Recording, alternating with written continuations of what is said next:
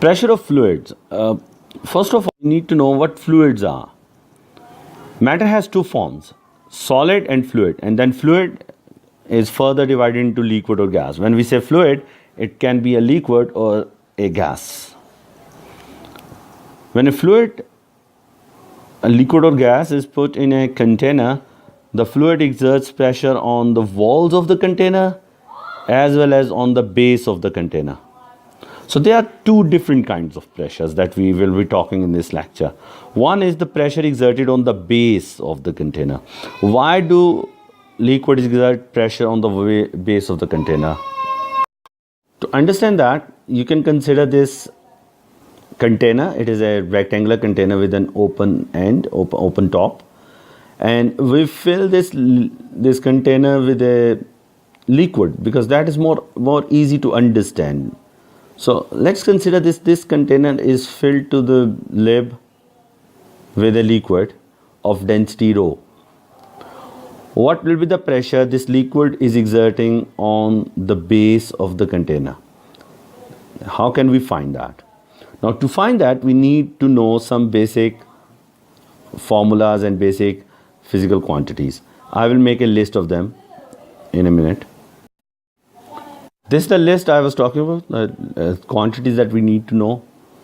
How can we find volume of liquid inside? It is as this is a regular shape, it is base area into height, that is volume. So volume of fluid will be area into height. Excuse me for that. Now, density of the fluid is rho, as it is already given. So mass of the fluid will be density times volume, which is AH. So this will be the mass of the liquid inside. Weight of the fluid will be mass multiplied by gravitational acceleration, which is Z. So this whole thing, this one, is actually the weight of the liquid inside. And if we understand weight, that is the pull of gravity, that will be the exact force that this liquid is exerting on this surface.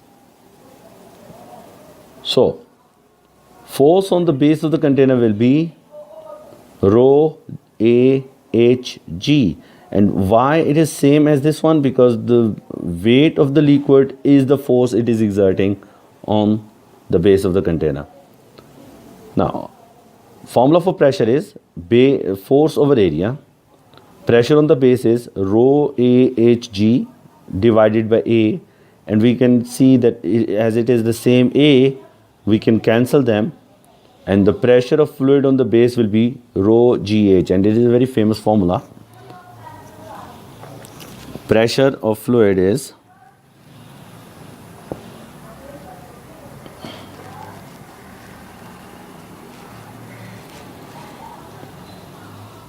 fluid equals rho GH.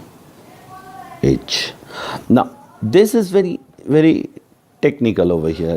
Let me make a diagram for you guys over here. This is considered a pond, and this is the surface of water, and there are three scuba divers diving at three different heights.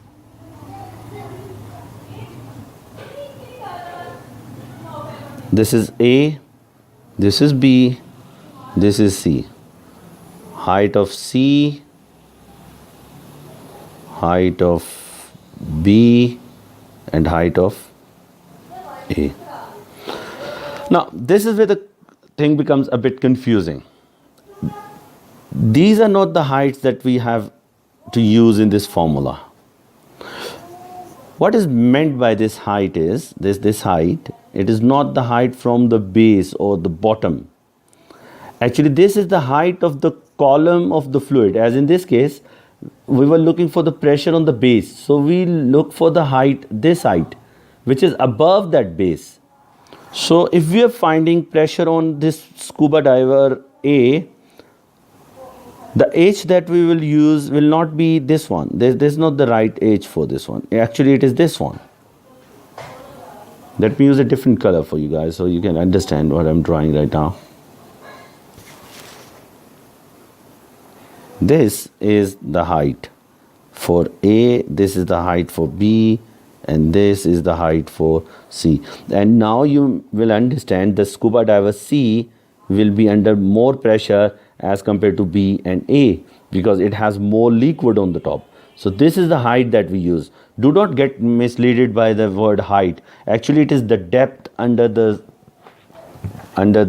surface of the fluid, or sometimes it is stated as the height of the column of the fluid above the point.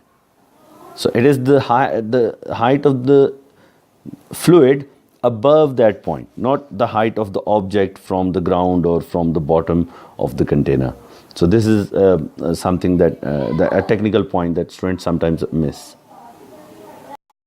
Okay, now we are ready to the second part of the lesson, that was why do particles or the molecules of fluid, especially gas, exert pressure on the wall of the container. Why there is a pressure on the walls of the container? To answer this question, there are some things that you must understand, and I will make a list of those things over here in a second. Now, here is a list of things that we need to understand to answer this question. Particles of fluid are continuously moving. They have high kinetic energies, so they are continuously moving. And when something is moving in random direction, it is likely to hit one another. Also, they hit one another as well as they hit the wall of the container as well. They are colliding with the walls of container. These are the collisions that are important to answer this question, why they are exerting pressure on the walls of the container, because they are colliding with it. How collision leads to pressure? It is a must, because if it appears in your exam, it will appear for at least 2 or maximum 3 marks. So you cannot get marks because okay, if you say that the particles hit the walls of the container, you get 1 mark. But for the next 2 marks, you have to explain why this collision leads to a force. And this is 1 marker over here. This is this statement, the third point over here. With every collision, particle experiences a change in momentum. Particle is going in one direction, it hits the wall of the container and comes back. Even if the speed is same in the collision, but the direction of velocity has changed, so object must have gone under some change of momentum. And whenever an object experiences a change of momentum, which is also called impulse, whenever there is an impulse, produces a force. Let me write this word because it is an important word and you can actually use this one in your answer. It is very important for a student of IGCSE to impress the examiner by putting some technical words over there, and do not use long statements. Okay, so if this question appears, try to use less words and try to give more and more information. Now, this list, actually these 5 things, they are not to put like not every word should go in your final answer, but these are the concept that should be in your head that you think that I have to give in my answer. Now, every collision, they experience change of momentum. I missed this is they experience change of momentum. They means the particle actually. Now, in the 4th point, change of momentum produces force. But why change of momentum produces force? Because rate of change of momentum is equal to force. This is Newton's second law as well. This is Newton's second law. In the Newton's second law, the statement is that the force is directly proportional to rate of change of momentum. So, because change of momentum leads to force, hence there must be a pressure acting on the wall of the container. And you do not have to put every single word that I just wrote from 1 to 5 to give your answer. And a simple answer that I will narrate, and if you want to write it down, you can write it down by yourself. If the question is that why particles of fluid exert pressure on the wall of the container, I would say Because molecules of fluid have high kinetic energy and they are moving in random directions, they always hit the wall of the container. They experience an impulse, brackets, change of momentum with every collision, which leads to a force, and every force causes a pressure. Hence, there is a pressure on the wall of the container. I have put every concept that you can see over there in my statement, and this is how you have to give your statement to the examiner. So examiner will know that, okay, student knows everything using less words, but he's giving everything there. So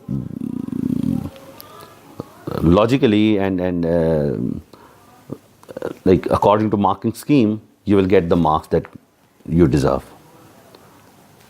Thank you for watching.